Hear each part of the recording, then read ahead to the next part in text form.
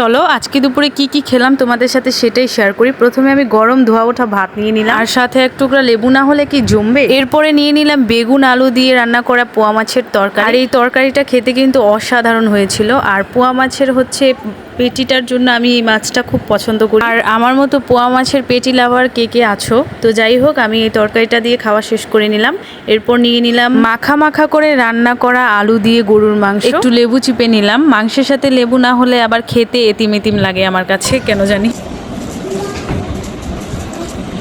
লেবু চিপে ভালো করে মাংসের ঝোলটার সাথে ভাত মাখিয়ে একটা নুকমা দিলাম মুখে, যেন মনে হলো এই স্বাদের কোনো তুলনাই হয় না। আর মাংসের হাড্ডি কিন্তু আমার খুব পছন্দের। পরপর এক একটা নুকমা দিচ্ছিলাম মুখে, আর নিজেই নিজের রান্নার ফ্যান হয়ে যাচ্ছিলাম। যাই হোক, এরপরে ডাল নিয়ে নিলাম, পেঁয়াজ রসুন শুকনো মরিচ ফোড়ন দেওয়া, আর সাথে নিজেদের গাছের কাঁচা আম। ভাবলেই মনে একটা আনন্দ লাগছিল। শুকনো মরিচটা ভাতের সাথে মাখিয়ে খেতেও খুব মজা লাগছিল। তো এই তো মনে আনন্দ আর মুখে হাসি নিয়ে আজকের খাবারটা শেষ করলাম।